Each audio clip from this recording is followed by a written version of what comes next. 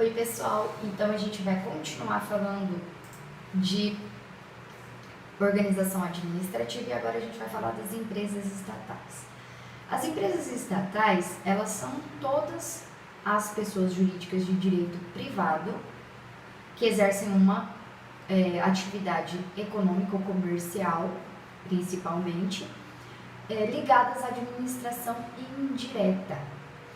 E as empresas estatais são um gênero de que essas empresas públicas e as sociedades de economia mista são as espécies aqui no Brasil.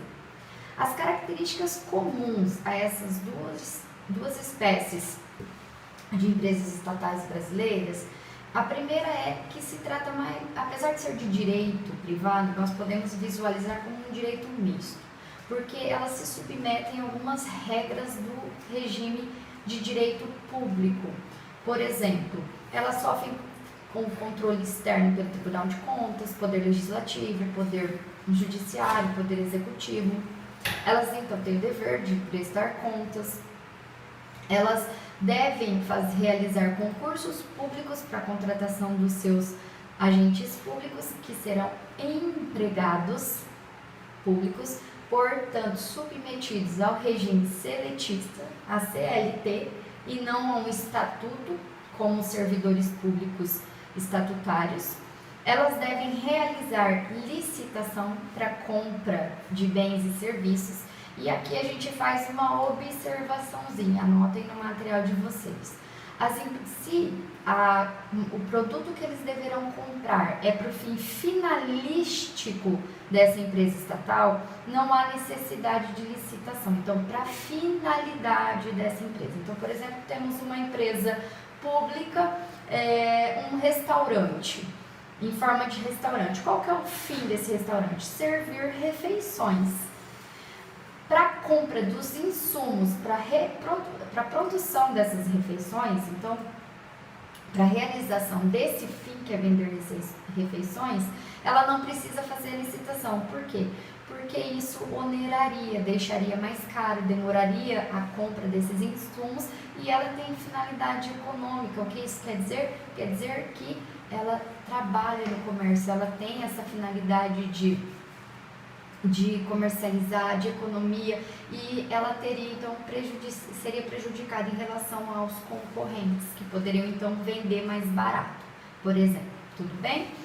A remuneração dos seus agentes públicos, não são sujeitas ao teto constitucional, nem do Supremo Tribunal Federal e nem dos chefes dos poderes executivos, e elas não são passíveis de falência, apesar de serem empresas e estarem voltadas dentro do direito privado.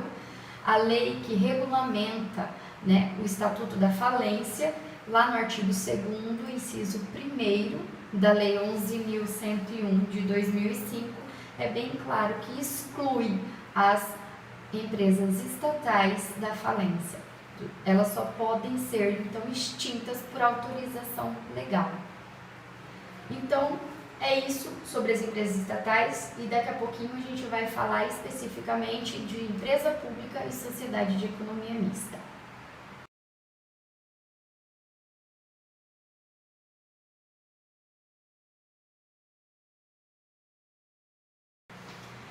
Oi pessoal, então vamos continuar com empresas públicas. As empresas públicas são pessoas jurídicas de direito privado, da administração indireta, e elas são criadas por autorização legal, ou seja, a lei autoriza a sua criação.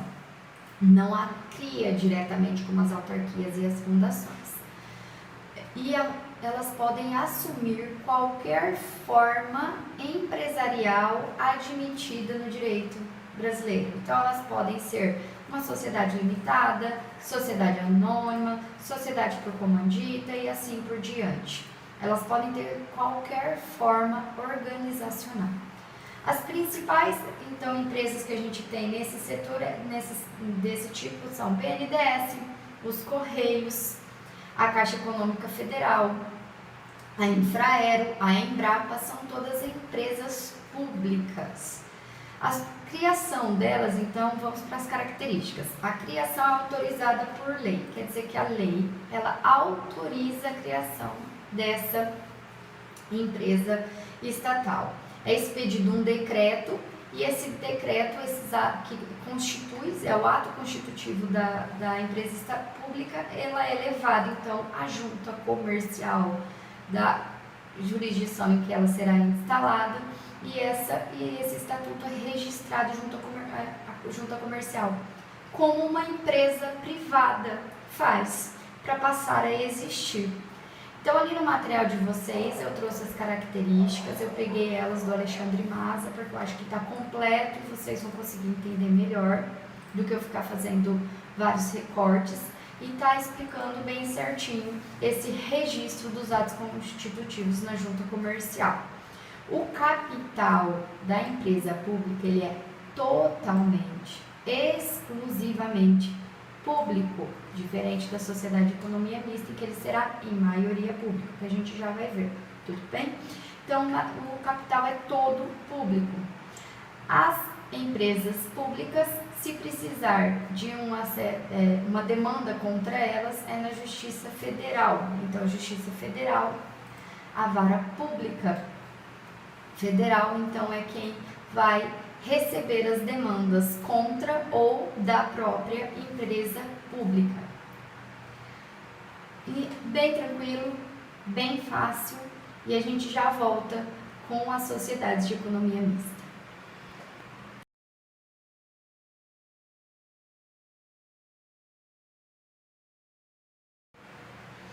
E vamos continuando as empresas estatais. A gente vai falar agora das sociedades de economia mista. Então, elas também são pessoas jurídicas de direito privado, só que elas são formadas, e anotem aí, grifem no materialzinho de vocês, pela maioria do capital público. Quer dizer que ela tem que ter capital privado para ser considerada sociedade de economia mista. Senão teremos outra empresa pública. Então, com a maioria do capital público, e elas têm necessariamente a forma empresarial de sociedade anônima. Elas não têm liberdade de escolher outro tipo de forma empresarial. Então, elas são sociedades anônimas. Aqui no Brasil, a gente tem a Petrobras, o Banco do Brasil, a Telebrás, a Eletrobras, são todas sociedades de economia mista. Então, eu também trouxe para vocês as principais características. A principal, elas também são autorizadas por lei e seus atos, eles são registrados em cartório, não na junta comercial, como acontece com as empresas públicas. Então, o ato constitutivo que vem das sociedades de economia mista, só para elas passarem a existir, elas só têm que ser registradas em um cartório, não em uma junta comercial. A maioria do capital é público, gente, quer dizer o seguinte, então nós temos 50% mais uma ação tem que ser do Estado, do ente federativo que a criou. Então, por exemplo, não dou o exemplo de 100 porque sempre dá errado. Temos, então, 200 ações de uma determinada sociedade de economia mista. 50% delas, mais uma ação, tem que ser do Estado. Então, se temos 200 ações, 50% mais um, são 101 ações dessa sociedade anônima. Lembrem que é a forma obrigatória. Dessa sociedade anônima tem que ser do ente federativo que criou essa sociedade de economia mista, essa entidade pública da administração indireta. As demandas são julgadas pela justiça comum, mesmo que seja uma sociedade de economia mista estatal. Então, a gente já viu aí algumas diferenças. A forma organizacional da empresa pública, ela é livre, pode ser qualquer tipo de forma empresarial prevista no direito brasileiro. Na sociedade de economia mista, tem que obrigatoriamente ser sociedade anônima. Na empresa pública, a totalidade do capital é do Estado. Na sociedade anônima, ele tem que ter a maioria do capital, então 50% mais um. e não a totalidade, senão ela seria empresa pública. Na empresa pública, o registro tem que ser registrado na junta comercial, os atos constitutivos. Na sociedade de economia mista, só no cartório, ela já passa a existir no mundo dos fatos.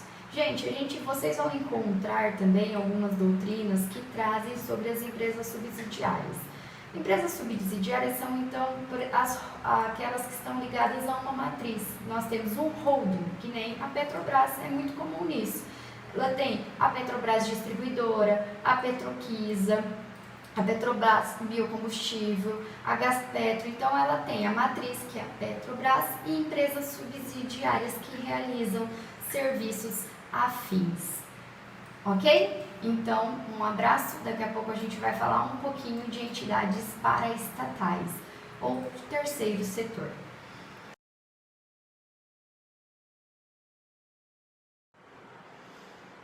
Então, pessoal, finalizando as nossas aulas de organização administrativa, a gente vai falar das entidades paraestatais e de terceiro setor.